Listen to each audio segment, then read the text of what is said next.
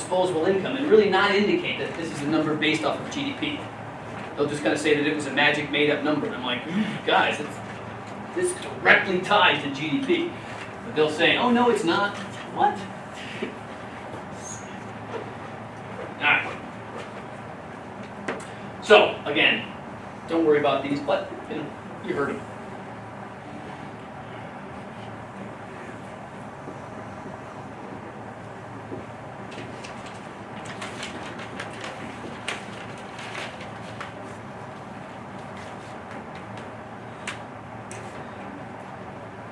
So if we make a car in 2014 and it's worth $15,000, we make the exact same car next year, and the car company now sells it for $16,000. It's the same car; they haven't changed anything except maybe the color. Like they painted it blue instead of green. Same car; everything in the inside is exactly the same. Did we generate $1,000 more of GDP in that car? Technically, because you made a new product. Yeah, I mean, it is worth $1,000 more in what we call nominal GDP.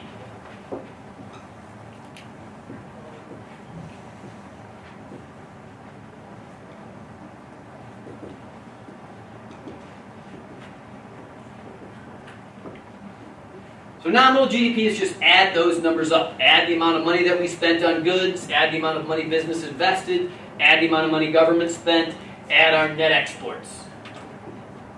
Whatever that number is, that's our nominal GDP. So, we want to be able to compare our GDP from year to year or month to month, and in order to do that, we have to calculate what real GDP is. It's kind of like what General Motors did with, and they did it every year, with making, like, they have Chevrolet, Buick, Pontiac, whatever. You might find the same car, same body, everything's the same, but it has a different name. And it costs you twice as much. Right. Is it really worth twice well, as much? this is the luxury model, because it has different tires on it. Hey, Whatever. Really important.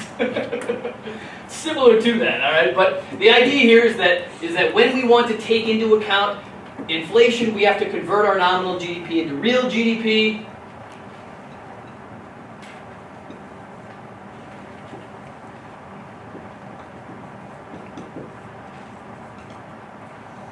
We have to factor out inflation, and you do that using what's known as the GDP price index. It's also often called the GDP chain index. It kind of depends on who you're listening to at the right time.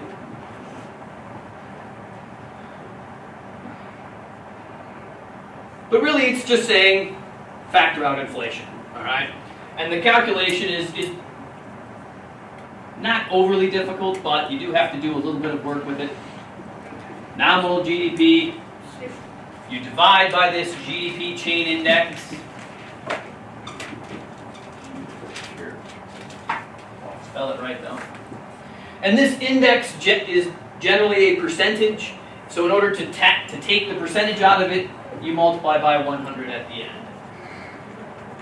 And all this GDP chain index is an inflation checker for GDP. Now, you guys know about the consumer price index? You've heard that phrase? CPI. Over and over and over. The consumer price index is very similar to this, except the consumer price index only takes into account consumer prices, whereas the GDP index takes into account everything, right?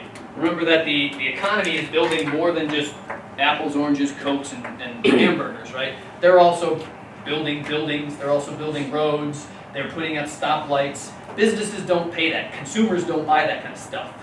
But those things have prices, and how much those cost governments to produce, those are all factored into the GDP chain index. You guys may have...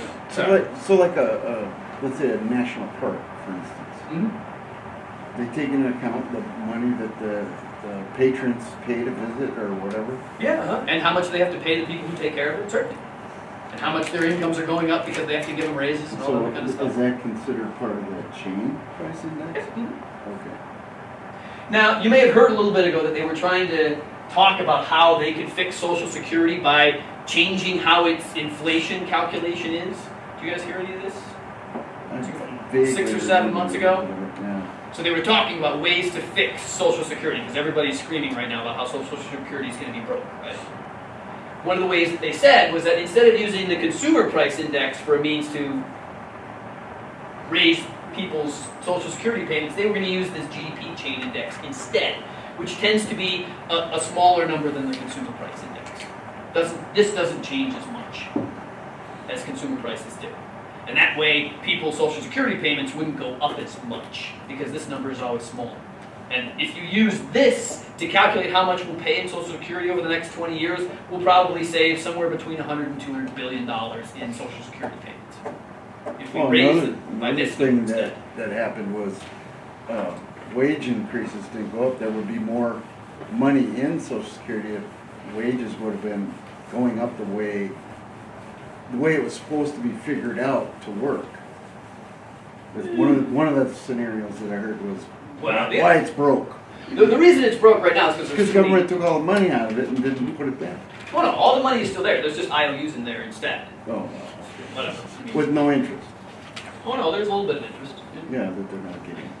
But this is the factor that you use. And again, just make sure you do it. So, so let's suppose that nominal GDP in 2013 was $18.1 trillion.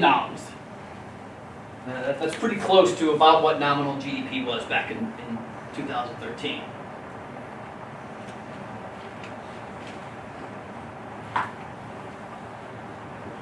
The GDP chain index is sitting somewhere around 104.5 right now.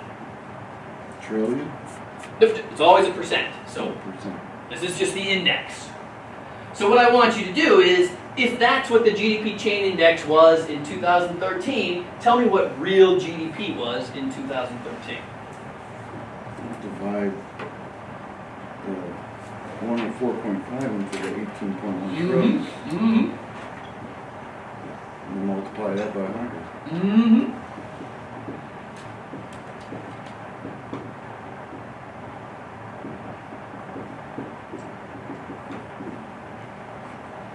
Anybody bring a calculator? Or get out your phone? Oh, crank it out. So just take 18.1 divided by 104.5 times 100. It's like 570. I What? don't even know what it is. I didn't put it in my calculator right 18.1 divided by 104.5 times 100. Should be 17.3. Okay.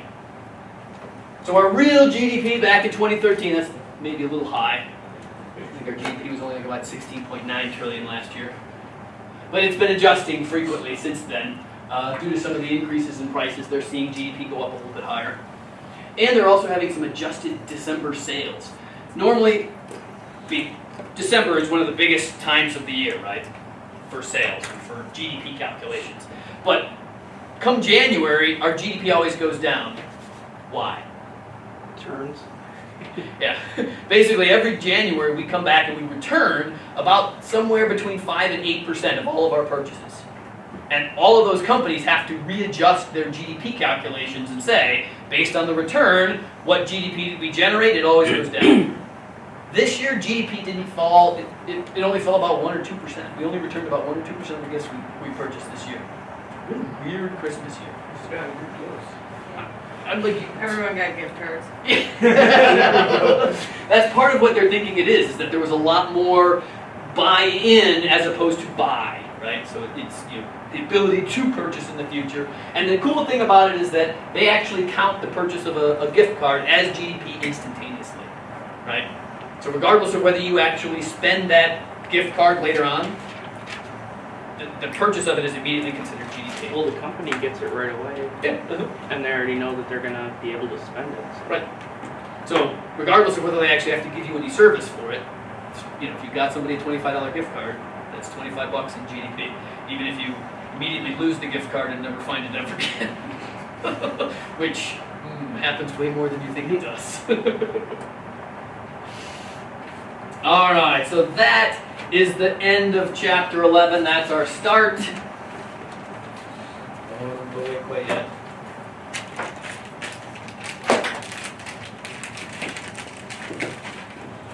Homework for chapter 11. No.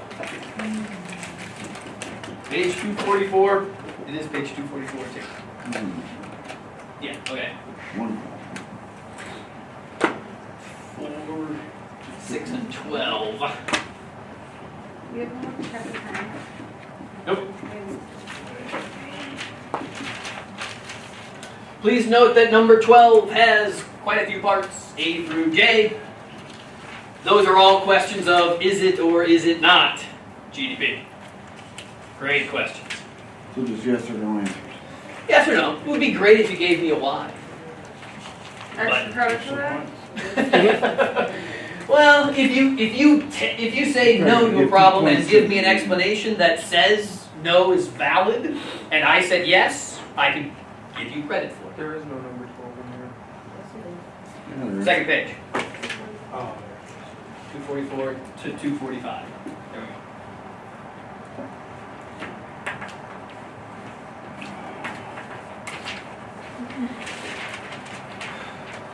All right, now, since I'm nervous, You're nervous? I'm nervous. we're going to get a little bit into chapter 12. Just a little bit. Just a little bit. Well, we're just working on homework. You will work on the homework. Oh, you think that'll confuse us then? What? Will that confuse us? Confuse you? Yeah. You guys are smart.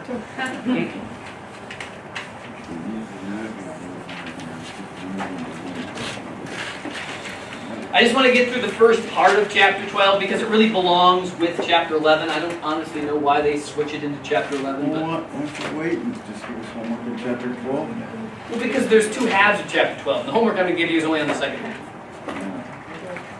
Two halves. So chapter 12 is about business cycles and unemployment. And unemployment is number 2 in our goals of the macroeconomy, right? Full employment. So I don't want to get to this until next week. But business cycles, this is how business cycles, or how GDP cycles inside of our economy. And that really belongs with chapter 11. Okay. So Part of the circle. it's a part of the circle, right? Sometimes our business cycles are good, sometimes our business cycles are bad, and part of it is that that's natural, right? So you expect the economy to correct every now and then, right? So it's going to go down for a little while, and then it'll start coming back up, right? So if you see GDP drop for a month or two, you don't freak out. You just kind of go, oh, the economy was correcting. Now it's going to rebound and start coming back. That's just part of the natural cycle. Well, you can see some of that in the stock markets. Exactly. How they go up and down.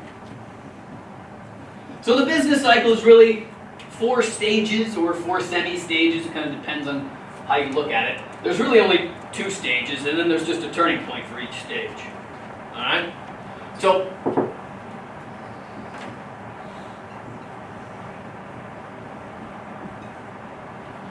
one of the cycles that we go through is the recovery or growth stage, and this is where GDP is rising, which is why they call it growth. At some stage, though, the growth reaches its maximum.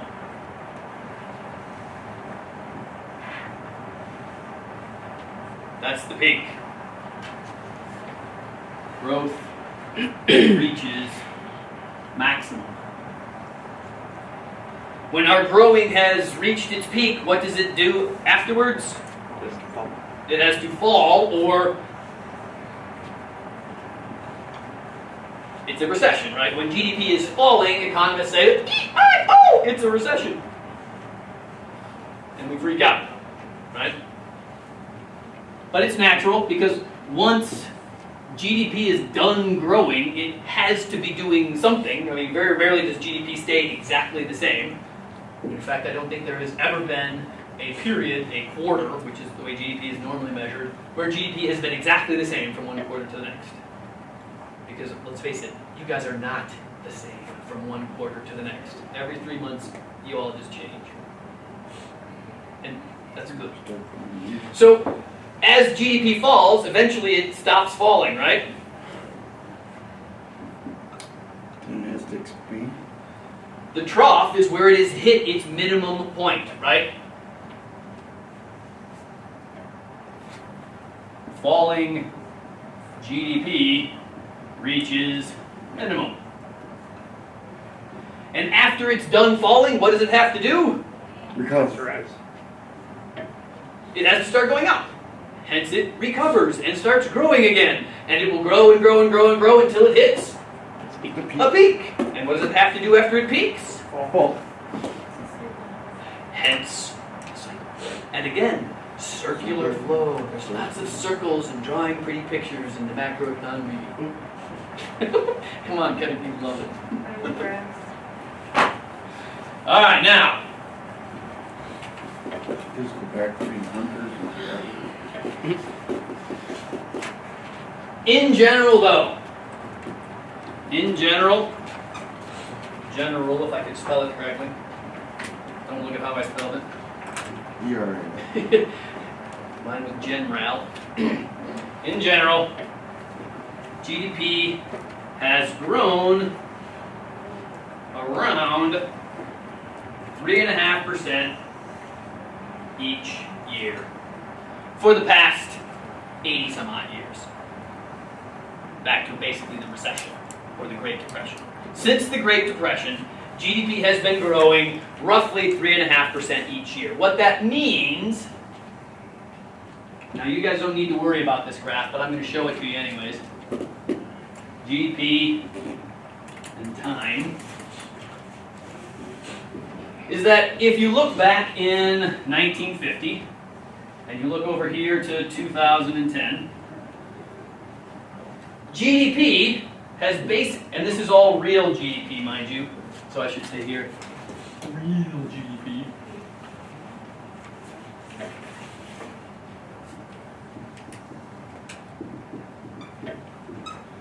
Real GDP has been growing at about 3.5%. And so this line is basically going up at 3.5%. But what's been really happening to GDP is that it's been doing all of these cycles around that 3.5% growth. So in 1950, we maybe had growth for a while, we reached a peak, and then we had a recession for a while. And then we hit a trough, and then we started to grow. And maybe we grew a little bit faster. Exactly, right? And it just cycles through, right? The whole wave is hitting peaks, going down to troughs, hitting peaks, going down to troughs, hitting peaks, going down to troughs. And sometimes you have really nasty troughs, right? So here's 2010. I mean, 2008, 2009, that's when we had our big, huge, Great Recession. But what happened in 2010? Shot back up, right? And if you look at GDP over the last 2 or 3 years, we haven't quite gotten up to the 3% stage yet, right? But one of the things that economists are looking for with this growth in GDP is this number. That's the magic number to say we're back to normal growth. So the growth in GDP over the last 3 years has been somewhere between 1.5% and 2.5% from year to year. So that 3.5 is an average. That's the average, and that's what they would say is normal growth. So when we have growth at 3.5%, economists will say, we're back to normal. Well, they say this is like a circle. Yeah. Okay. Yeah. So Up and down. in the 50s, the circle was small. In other words, it was making itself go around pretty quick. Oh yes, that's very true. And every year, Uh-huh. the circle keeps getting a little bigger, a little bigger, a little That's bigger. It takes longer to hit the peak, longer to drop to the bottom. You know. Well, if you look at the data, the actual book has some good data showing you what the cycles have been over time. Well, Yeah. If you look at chapter 12, a little bit past the business cycles, you'll see what GDP has done over time. okay.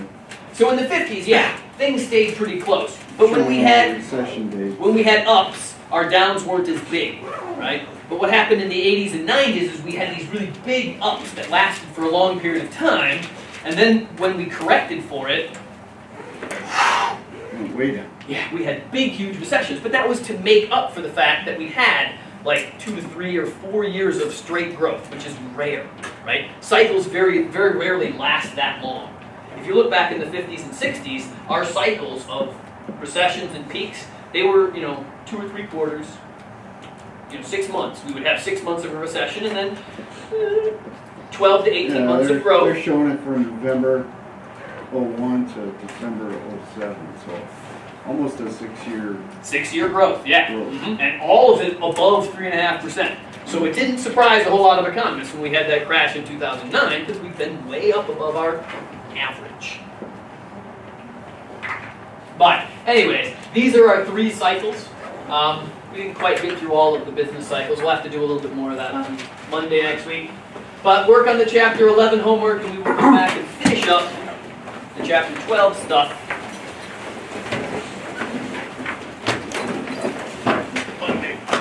on Monday.